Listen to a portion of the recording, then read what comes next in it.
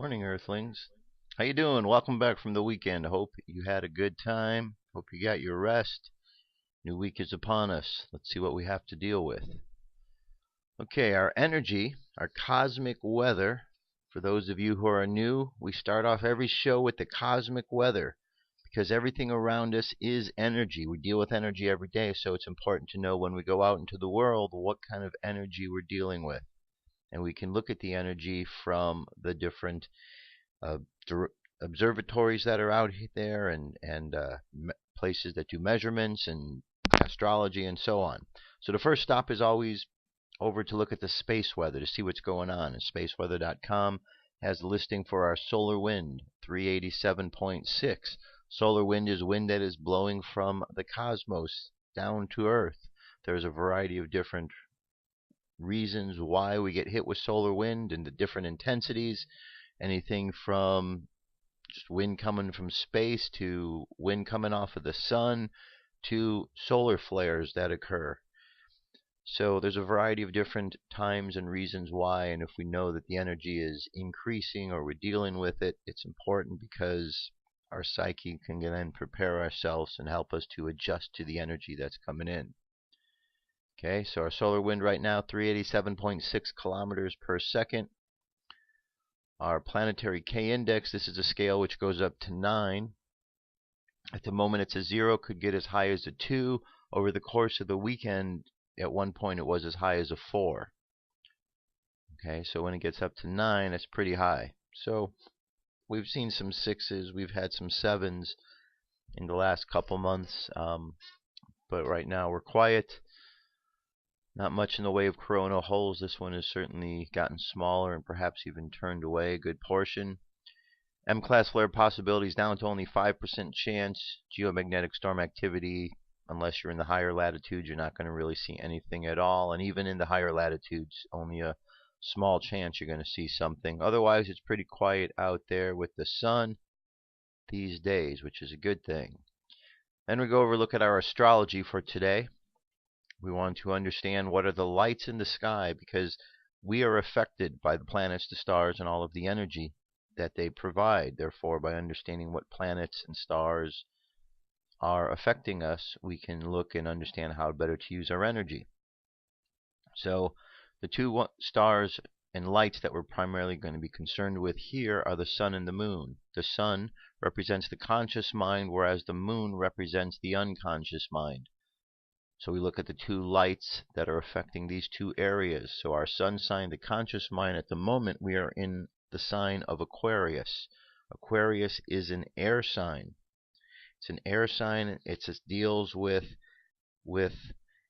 the newer technologies, newer ideas of life, this age of Aquarius we've talked about. So things such as new ideas, technological advancements, kind of unorthodox methods, they all kind of fit into this Aquarian ideal as we push forward to find a deeper meaning. The idea is to learn how to be balanced between our thoughts, to be able to ask the right questions of ourselves, knowing that within our unconscious we have the ability to pull up whatever answer we need just by asking the right question. So right now we're dealing with an air sign for the conscious mind. So think of air. Just think of the element of air. Air moves. Air doesn't usually stand still. Air moves along. So there's action implied with Aquarius, with the idea of air. Underneath, the elements we're dealing with are two different ones. We're going from one element to the next. So this is called a void, of course. It's when we go, in this case, from fire to earth, from fire to earth, from Leo to Virgo.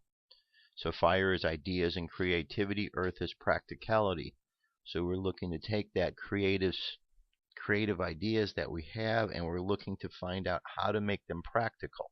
Not only that, but the Virgo is represented in tarot cards by the Hermit, and the Hermit is all about holding the lantern out to shine it bright. So we could say that we've taken a lot of ideas, creativity has played itself out, and now we are finding a way to to make a practical use of that in the world on showing others how to move forward, teaching others what we have learned. Okay, Virgo is a time also that represents service to others. That's where the teaching part comes in. So that's what we're dealing with today. Void, of course, moon underneath, going from fire to earth. On top, we've got air. On the conscious mind, put them all together, and that equals today. Our moon phase, we've gone past the full moon. We're on our way down again. This is called the waxing moon, when we go from the full moon down to the new moon. And you could see we're only 98%, so we've got a ways to go yet. Still considered within the full moon phase. Our Mayan Oracle, we're at an 11-tone day. 11-tone days are days of dissolution. It's the tone of dissolution, to dissolve, yet to dissolve and become bigger, a part of something else, like sugar being dissolved in water. The water becomes sweet, or salt, the water becomes salty. Or Obi-Wan Kenobi, when he was struck down, said if he was struck down, he would become even more powerful than before. That's the idea of to dissolve. So today we're dissolving, and on 11 days, both of these are the same, the kin and the guide. So today is dissolving energy, dissolving our energy, guided by our own energy. So the phrase is, I dissolve in order to survive, releasing instinct. I seal the store of life force with the spectral tone of liberation. I am guided by my own power doubled. And remember, even though we're here at this place, which is about dissolving and about our life force energy, all of this is still part of the theme of vision. So we're at the dissolution of our vision. Okay, we're taking this vision now, we're going to dissolve it into the big picture. And as it dissolves, it becomes bigger so that we can allow it to grow, to be. Tomorrow is a day of death, where it may seem like what we've dissolved into it is at this place where we call the life and death phase. But then from there it becomes reborn on the next day as the hand of accomplishment. So we go through this phase right now of our vision being manifest, and that's where we're at today. All right, so that's what we have to deal with today for our cosmic weather. All right, starting things off today. Behold the Pale Horse. This is William Cooper. Last week on Friday's show, I played some William Cooper information. It was not the Behold the Pale Horse. However, I did play for you a video clip of a movie called Behold the Pale Horse. Not the same thing, but a movie that along the lines of exposing different lies and corruptions and things one needs to know. Well, this is Behold the Pale Horse. William Cooper gave the introduction to who he is last week. Former naval officer, intelligence, and left the military, deciding that he needed to let the world know what's really going on, instead of all the lies he's been told to keep quiet about. Anyway, this is part one. I'm going to let you hear it. Here we go. I looked, and behold, a pale horse, and his name that sat upon him was Death, and hell followed with him, and power was given unto them over the fourth part of the earth, to kill with sword, and with hunger, and with the beasts of the earth. Book of Revelation, chapter 6, verse 8. There have been many related sequential coincidences all throughout my life, incidents that by themselves would have led nowhere. Statistically, the odds against the same are a related sequence of events happening to one individual are astronomically high. It is this series of incidents that have convinced me that God has had a hand in my life. I do not believe in fate. I do not believe in accidents.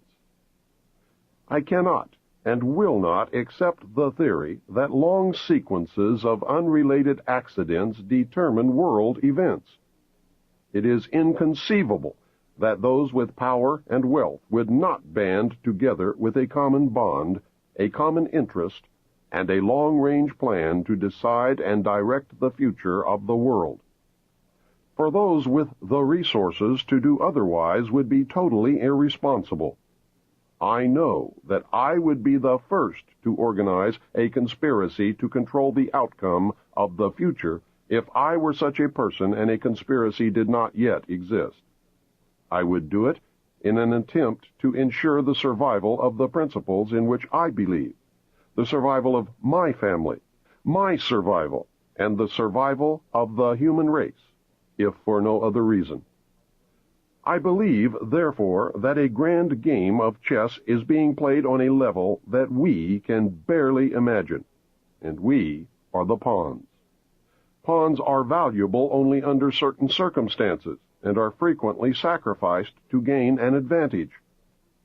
Anyone who has studied military strategy is familiar with the concept of sacrifice.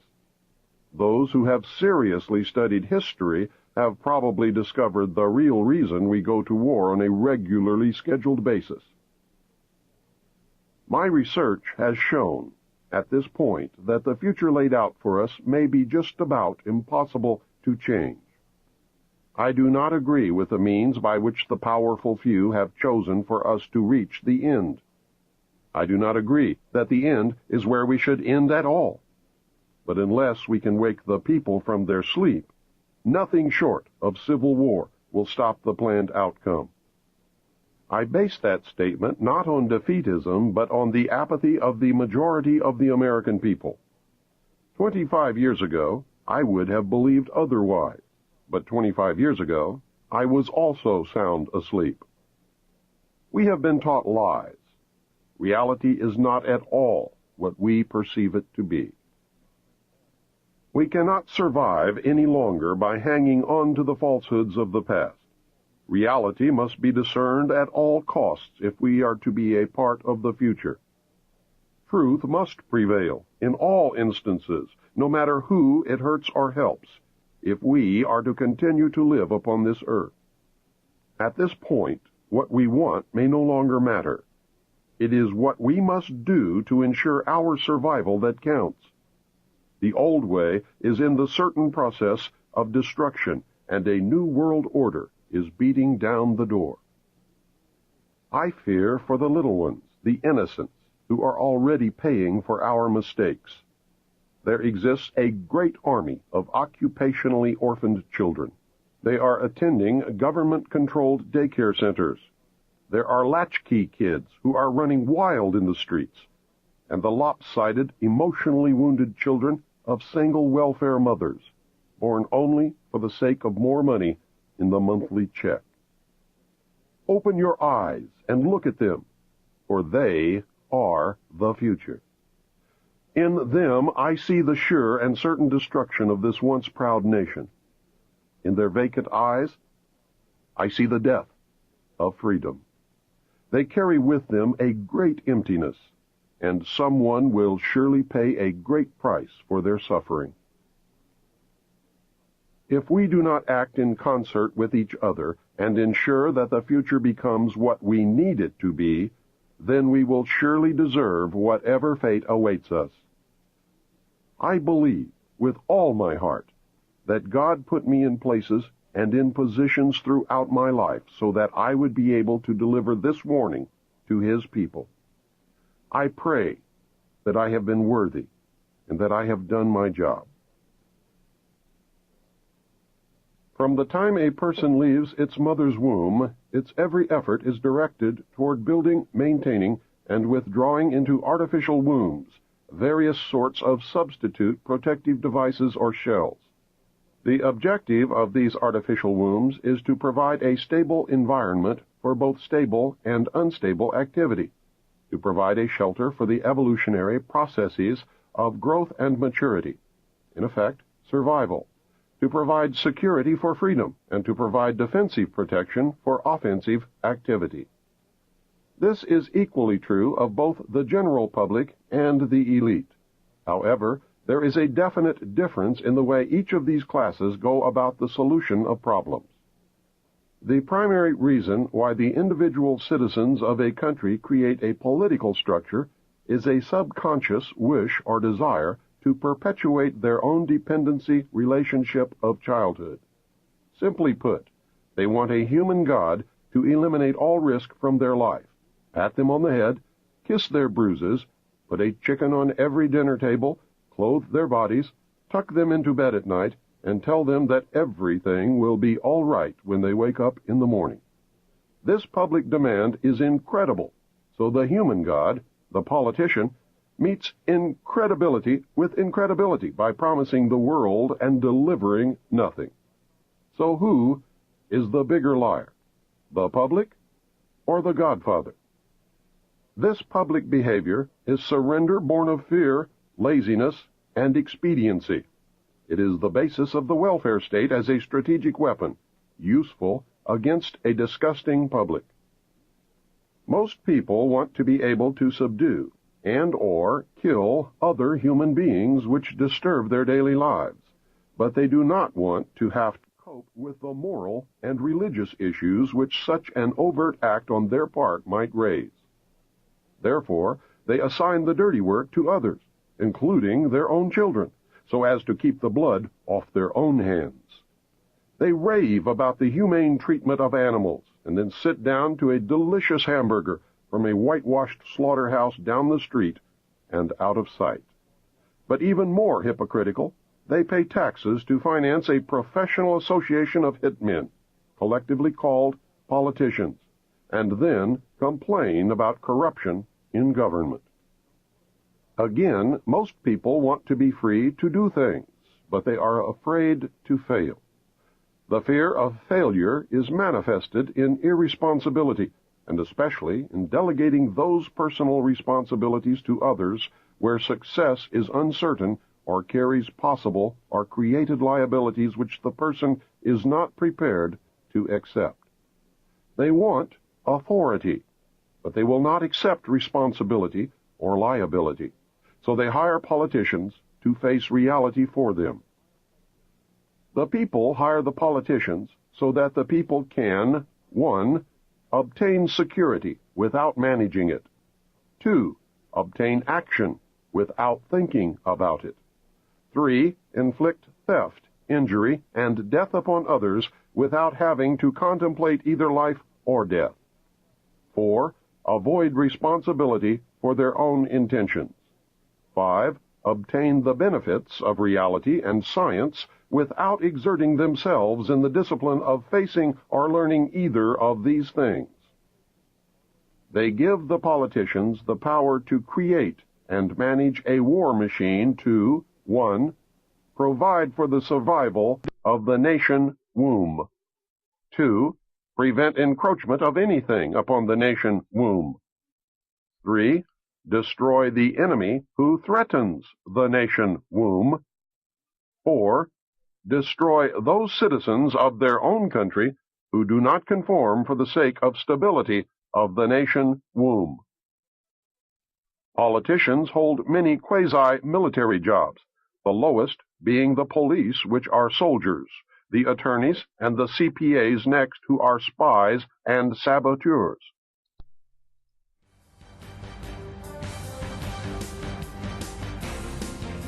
This is the UFO News with Joshua Poet. Alrighty, Dirk, thank you very much. This is the UFO News for today. I have 6 stories. Let's get to it. Alright, story number 1. This one, there's a question about what this is. It says, Mothership enters atmosphere over Russia at night. Okay, we've seen these images before, and we've been told by NASA and such agencies as those that these are just rocket tests. Late at night, this glowing tornado-like vortex was seen coming from the sky. The long arm reached almost to the ground and began to get an orange color near its tip. Then suddenly another UFO was seen in the dark sky, cone-shaped, that disappeared except for a white orb that continued to travel through the sky. Okay, so there's our object in question there.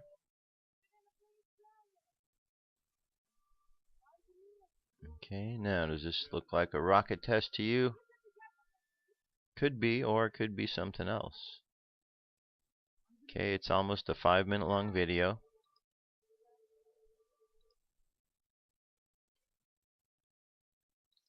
Alright.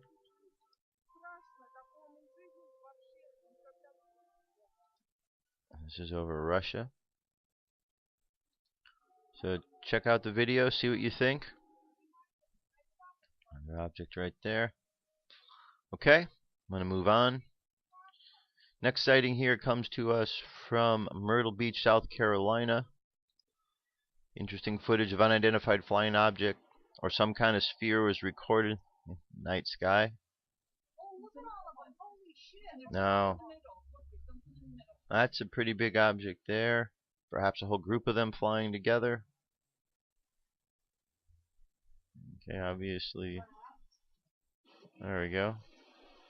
Okay, is this one object or a series of objects? That is the question.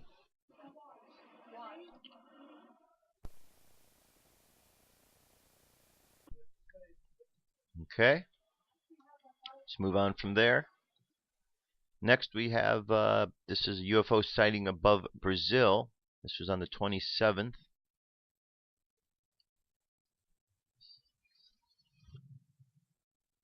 Alright. This was the night of the 27th is really the only description it gives.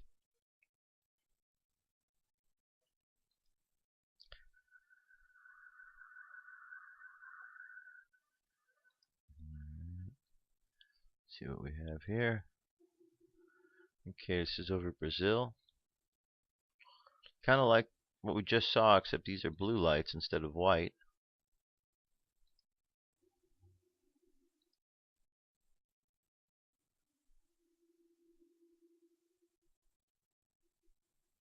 Alright, this is very interesting.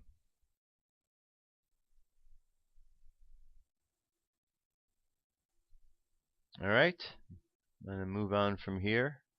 This was above Brazil. Next sighting here, back over outer space, the ISS. Okay, here's the ISS, and here's object in question. You can see there's this, and there's got like two little ears coming off of it of some sort. Let's say who's this by. Okay, out there. So if this isn't ours, and we haven't heard that there's somebody else in space other than the ones we know of, who does this belong to? And we could see that it's not attacking, so I guess it's important to know that.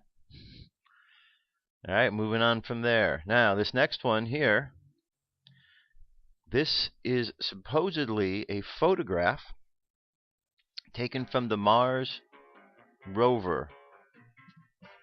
Okay, now it's also said that this picture was a picture that was taken from NASA. It goes on to say what? NASA computers were hacked.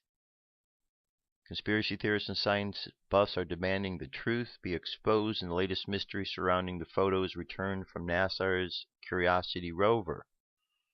So, let's go back again, and what do you see here? Do you see anything here that looks like something you might see on Earth?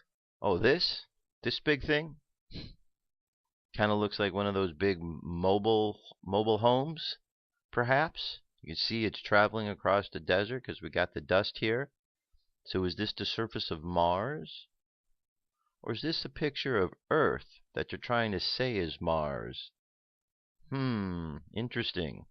Interesting indeed. What do you think? The link is available for you to check it out, check it out, check it out. And the very last story, UFO news today, is these are a variety of astronauts talking about UFOs. Now, you don't normally hear them in the public talking about them, but behind the scenes. Let's see here. This is Edgar Mitchell. I'm sorry, my dog jumped my lap. Okay, what's his name? Blah, blah, blah. And he goes on to say, no, there's nothing. The question was, first, well, thanks very much for taking. I wanted to ask you if there was anything about the radio interview that you did was different than what you said in the past. He said, nope, there's nothing different. Several of the reports of the interview that I've seen come around have some flaws in them. Some of the reports pushed it or spun it incorrectly. NASA had nothing to do with anything I've briefed by NASA. There haven't been any sightings as a result of my flight service there, so if that part of it comes out on anything you've seen, it's just totally wrong. Okay, I did want to clarify, my major knowledge comes from what I've been told by old-timers who were at Roswell and subsequent, who wanted to clear the things up and tell somebody credible even though they were under severe threats and things. This was back in the Roswell days. Having gone to the moon and being a local citizen out in the Roswell area, some of them thought I would be a safe choice to tell their story, to which they did. Even though the government put real clamps on everybody, it got out anyhow. Subsequent to that, I did take my story to the Pentagon, not NASA, but the Pentagon, and asked for a meeting with the Intelligence Committee of the Joint Chiefs of Staff and got it, and told them my story and what I know, and eventually that confirmed by the admiral I spoke with. In other words, there was a UFO crash. There was an alien spacecraft. This gentleman tried his damnedest to get me, and like so many others in the administration over the last 60 years, since JFK was unable to, he was told, Admiral, you don't have a need to know, and therefore go get lost, essentially. So that's him. There's other astronauts here. Actually, no, this is all the same one. But it's a good interview with Edgar Mitchell, talking all about UFOs. So there you have it. That's our UFO news for today. I'll be right back. Don't go anywhere, because I've got some good stories for you today. Stay tuned. What if our government was responsible for some of the greatest crimes against this nation? Would you really want to know? These are big questions, but these questions deserve answers. It's time to demand the truth.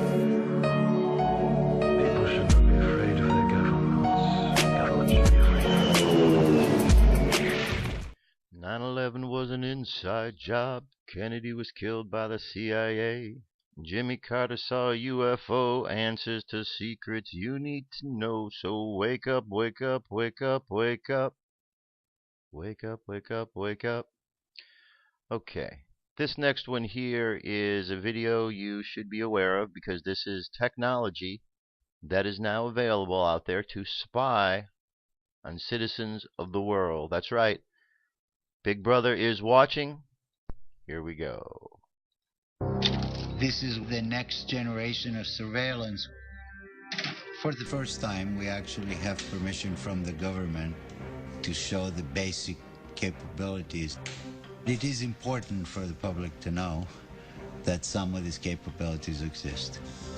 Engineer Yanis Antoniadis designed the new sensor, known as Argus. With 1.8 billion pixels, it's the world's highest resolution camera. Argus fits inside this pod that attaches to the belly of a UAV. But because much of the work is classified, we can't see the sensor itself.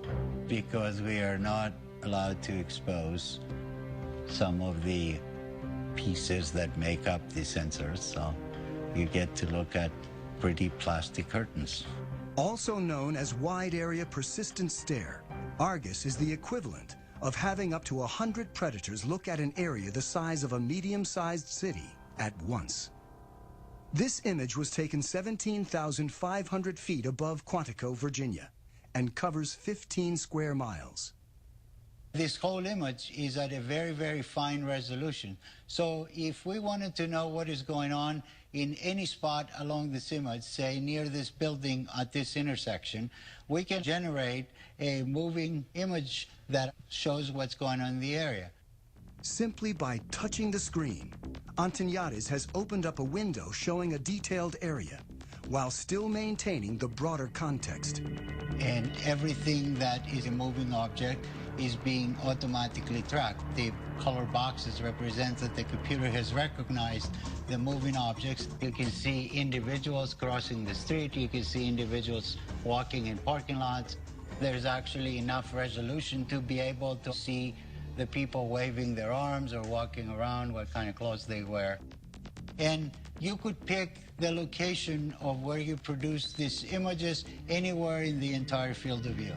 Antoniades can open up to 65 windows at once and can see objects as small as 6 inches on the ground.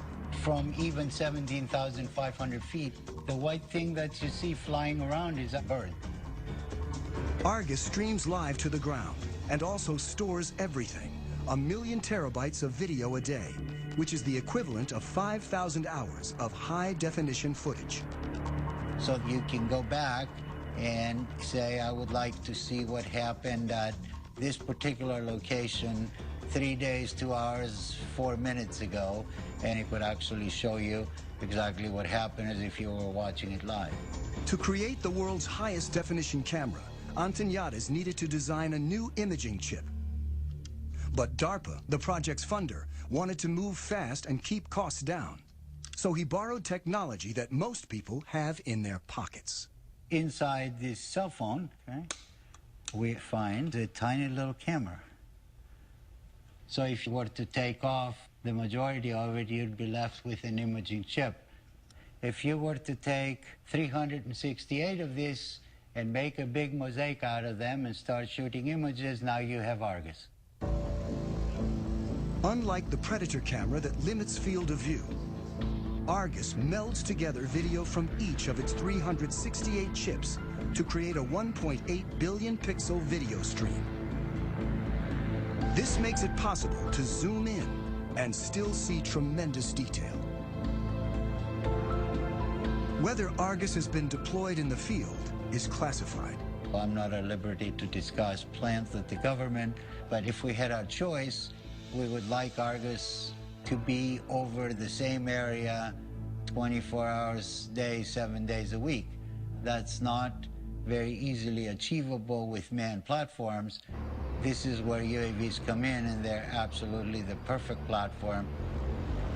Argus may be mounted on an armed UAV like the Predator, a long-range platform like the giant Global Hawk, or a development craft called the Solar Eagle that may someday stay aloft for years at a time. The U.S. Air Force right now has the ability to archive every single video that comes off of every single UAV. We're moving to an increasingly electronic society where our movements are going to be tracked. Okay, so there you go. So, just something to be aware of. Now, I think it's weird, predator, the term predator. I mean, we're told that we need to be aware of predators, yet we have a predator that is going to be over the skies of America. And he says, has this been deployed yet? That's classified, which means yes, it has. Okay? It means it's already been deployed, because if they're telling people about it now, as he said, there's a reason they want people to know. They want you to know that you are under surveillance. That is why they want you to know. And if they're sharing this information now, it's because it's already in place. They don't tell you, oh, this is what we might do, and then employ it after that. No, they tell you after the fact. This gentleman is showing you stuff that's already been employed, and they're just conditioning you to accept that that's the way it needs to be. Do we really need to be spying on each other that much? You know, we'll see what the technology goes and how it's going to be used. But just beware, wherever you go, whatever you do, these days, there's always someone watching. Okay, now, let's look at these pictures here. These are some pictures of the Pentagon after it was hit by the airplane on 9/11. So I want you to look closely here. Okay, here's the Pentagon. See the airplane? Okay, let's go down again. This is an even better picture of the airplane at the Pentagon. Let's go down again. Here's the Pentagon, and as you could see, the firemen have to work around the airplane because it is in the way. And then, of course, we have a few of these spools of whatever they are, because maybe they were on the plane, but somehow these are scattered around here. And you can see the airplane, right? The airplane, it's big. It's a big airplane, so you could see it right in the middle there. And of course, here's another shot with the airplane in it that just hit the building. And of course, again, and we see the airplane wreckage out here strewn across the grass. And of course another one. Look at all that airplane footage. And one more.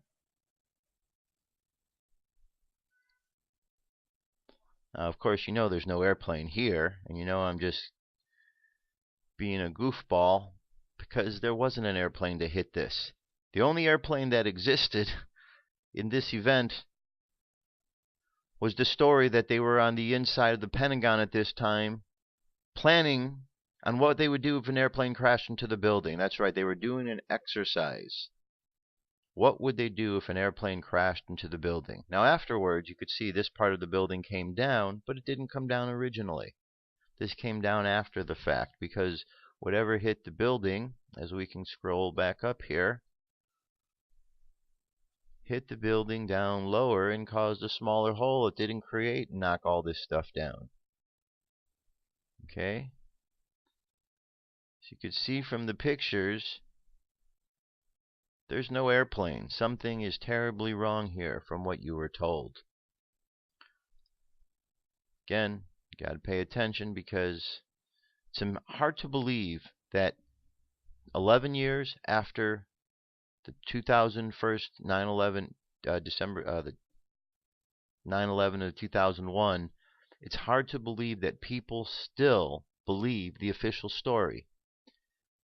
Then again, it's not so hard to believe because, sad to say, the intelligence of this country seems to be getting less and less and less.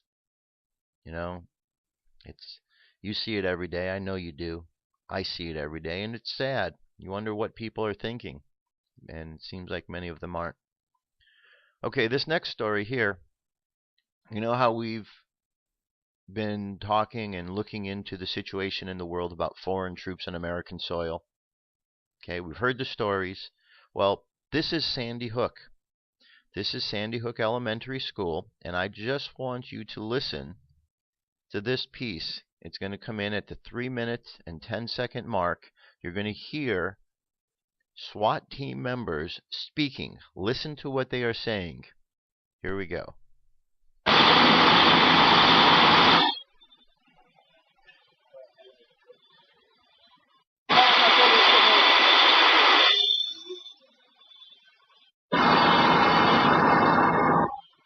Your son is in a place, or your child is in a place, where there's been violence. You don't know the details of that violence. You don't know the condition of your child, and you. Okay. All right, here we go. Now listen to this coming up. Terrifying experience. Sir, can you say and spell your name for us? Absolutely. It's Richard Wilford, Richard Wilford. And how old is your son? He's 7. And what? He's in 2nd grade? He's in 2nd grade. And your daughter? Right after, here we go. Preschooler.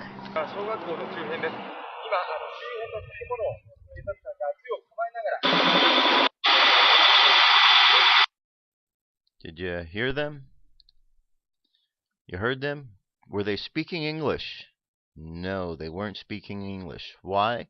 Apparently they're not American troops. They're not American soldiers. So the question is, how did these foreign troops get out to Sandy Hook? Were they called up because, hey, you guys need to fly overseas and come here? Or were they already here? And if they are already here, why were they participating in a police investigation? Or was it a police investigation? Was it an exercise?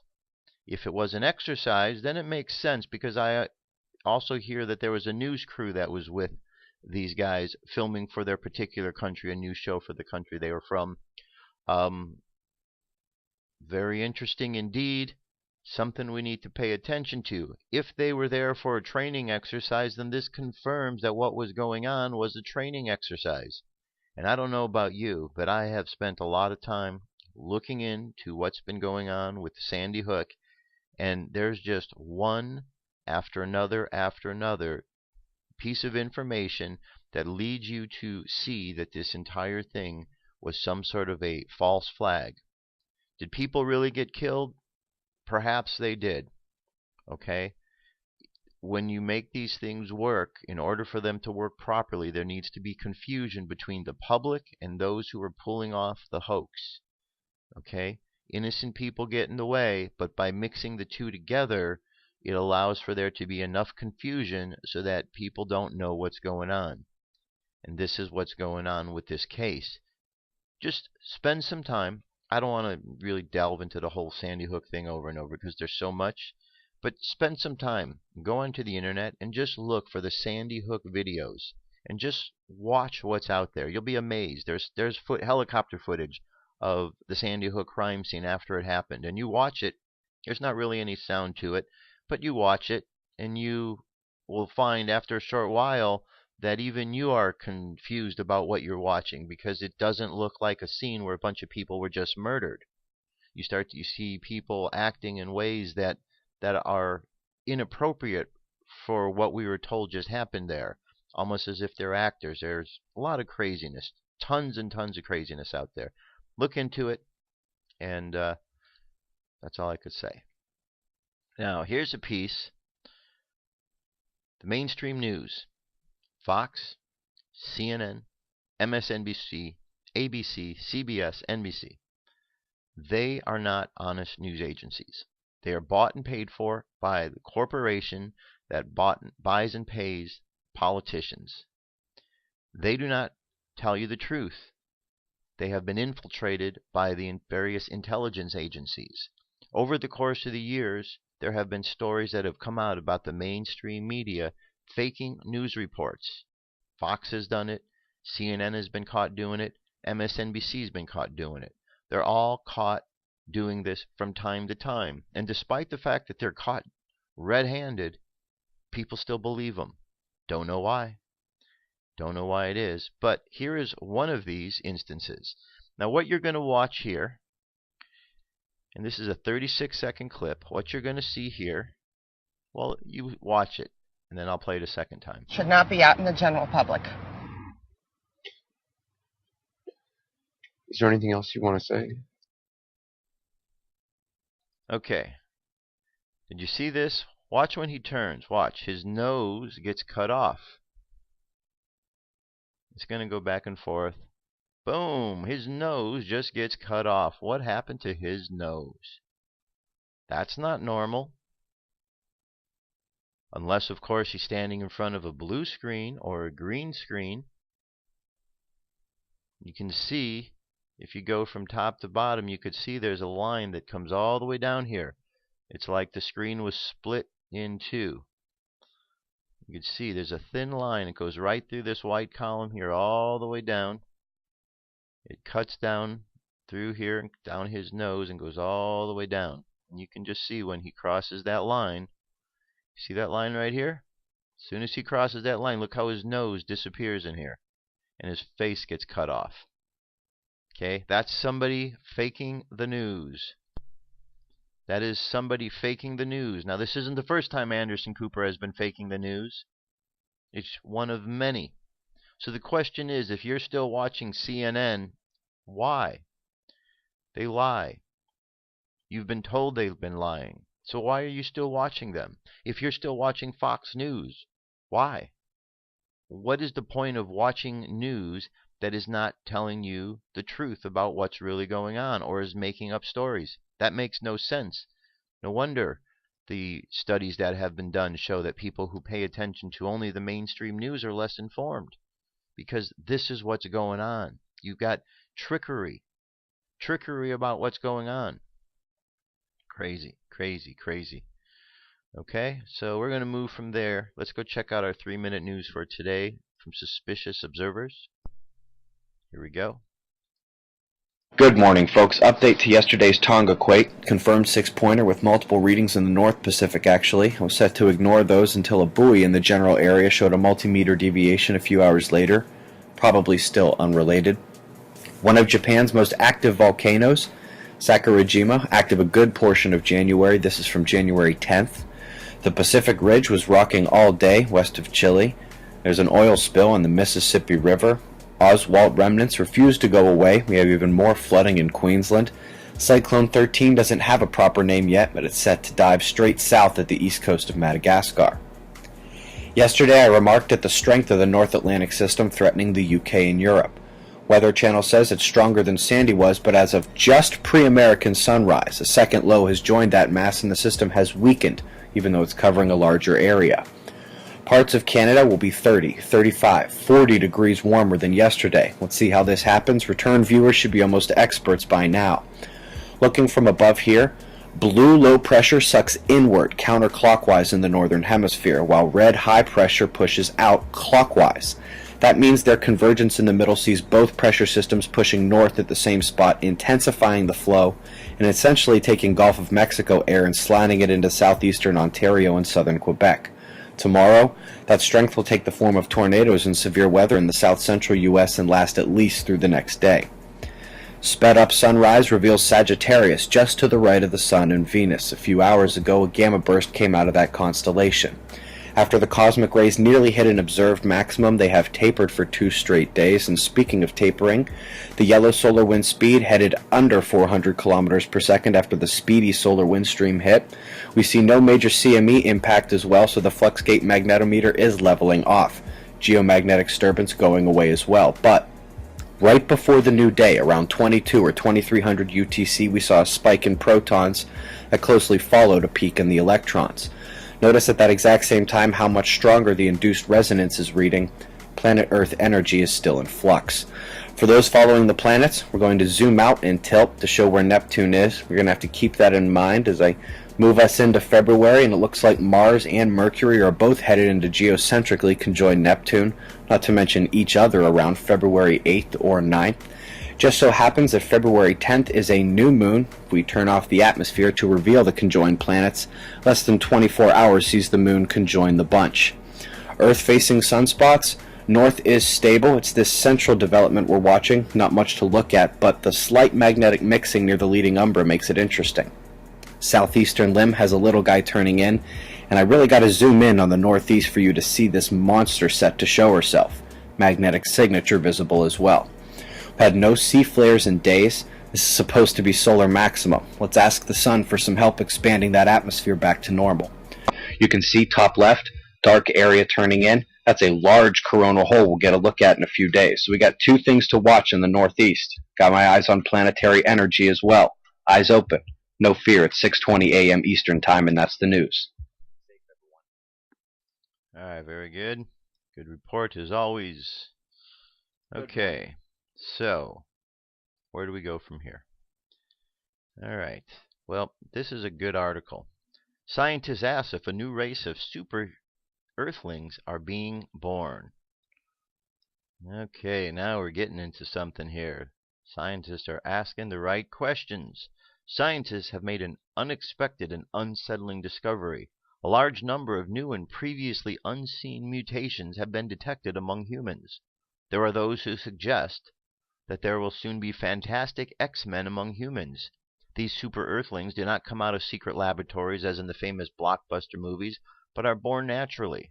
Other scientists are less optimistic and consider the unforeseen development that can lead to unknown changes in the human body. This unexpected and terrifying discovery is the result of a study conducted by scientists from Cornell University and University of California. When they examined genes of several thousands of people from around the world, it turned out that mankind has acquired over the past few years new, previously unseen mutations. The scientists studied 202 genes in 14,002 people. The human genome contains some 3 billion base pairs. The scientists studied 864,000 of these pairs. While this is only a small part of the genome, the sample size of 14,002 people is one of the largest ever in sequencing study in humans. This project was led by John Novembre of the University of California, Los Angeles, and Vincent Musser of UK-based drug company GlaxoSmithKline. Reports that more than 90% of the variants found by sequencing 202 genomes in 14,002 people were rare, and that 74% of the variants were carried out by only 1 or 2 of the people in the study. I knew there would be rare variation, but I had no idea there would be so much of it, said the senior author of research, John Novembre, an assistant professor of ecology and evolutionary biology and of bioinformatics at UCLA. So,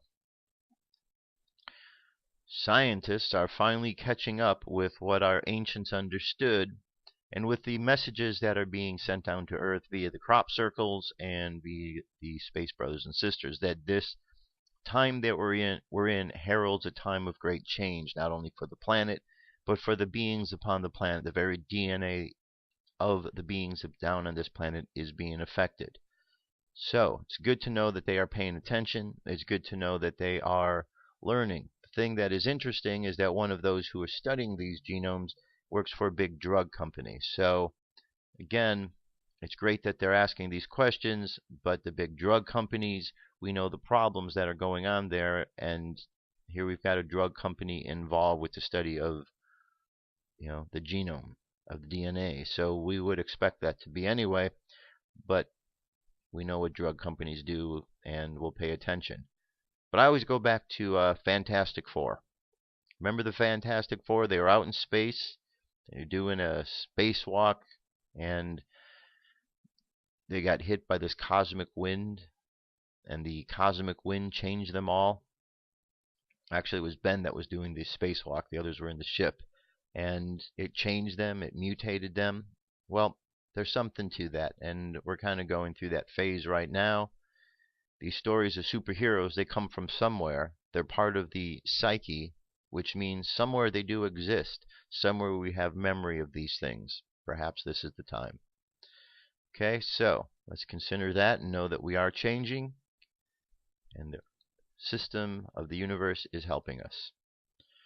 All right, then I have one more thing before we get into our meditation here, and this is a picture of Machu Picchu, and I thought this was a really cool one. This is a 16 gigapixel picture here of Machu Picchu, high up there in the mountains. Pretty amazing if you've never got a chance to be there. It looks like it's a pretty great place to go. Pretty relaxing up there. So high up. Alright. And I'm going to go ahead and play our meditation music. As you look at the picture of Machu Picchu. So let's go into our meditation for today. Take a deep breath. Exhale. Take another deep breath. And exhale. I want you to go back into your consciousness. I want you to go back in time to the time of the ancient ones upon this planet. They have been many, and they have extended over many civilizations, from the Incans to the Mayans to the Aztec and the Hopi, the Anasazi, to the Egyptians,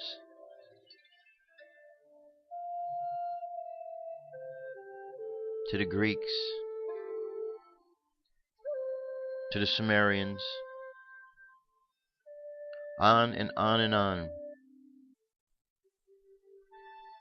The history of the earth is filled with stories left behind by our ancient brothers and sisters, our ancestors of the past and of the future. And as we come to understand the message that they leave for us, we understand the simplicity inherent in the message.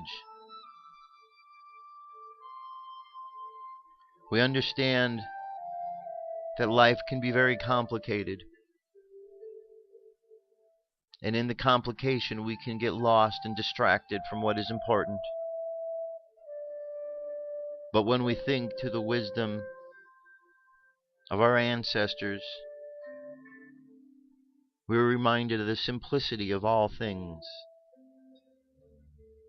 and that by looking at things through the eyes of simplicity, we begin to understand the wondrous nature of life and of the universe. Jesus said we must be like a child to enter the kingdom of heaven. Therefore, we must look at life with the eyes of a child, with the simplicity that a child sees of all things.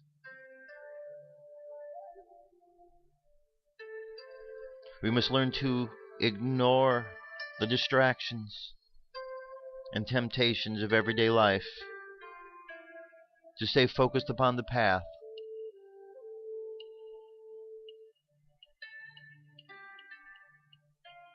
We realize that the distractions in life are here by our own doing, and that we can remove the distractions as well, since we were the ones who put them there in the first place. So let's imagine now that we are walking along a path that leads up the side of a mountain to the plateau up on top. As we walk along the path, we find ourselves having to deal with many distractions along the way. Boulders are in the path. We must walk around or climb over. Fallen trees are in the way, so we climb around. The ground is loose at points, but we continue. And as we continue to move upward, past each and every distraction, we find that as we walk past the distractions, the next one becomes easier. And with each and every step we take, we learn how simple it is to eliminate the distractions and focus on the positive. Focus on what's important. And when we finally make it to the top and experience the wonder of looking all around at the world below, we come to understand that the distractions are simply there to test us, to challenge us, to make us better. And the more we learn to avoid the distractions, the more that we find an inner strength, an inner conviction that lets us know we are moving in the right direction. And from this place above the mountain, looking down over the valley, we are able to send out love to each and every one we see, to those we don't see. We send this love out from our heart chakras to go out like a blanket of green energy,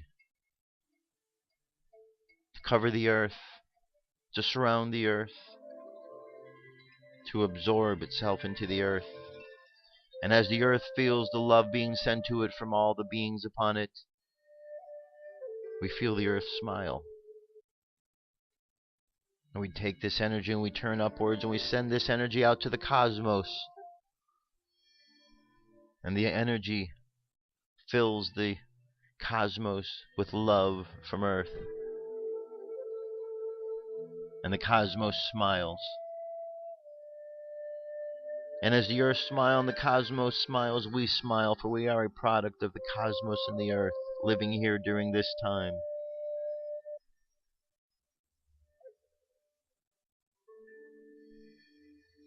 And as we walk along the life path before us, we understand the simplicity inherent in all things. And the more we strive to understand the simplicity, the more we're able to see past the distractions and stay focused where we need to be. So let's bring our energy now and attention back to the present moment on the count of 3. 3, coming back to the present moment filled with confidence. 2, coming back to the present moment filled with faith.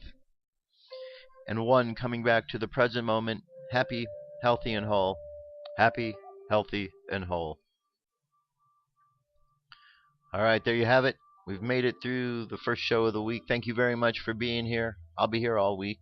I hope you're here too. Got lots of news and information coming up. Got an interview this week.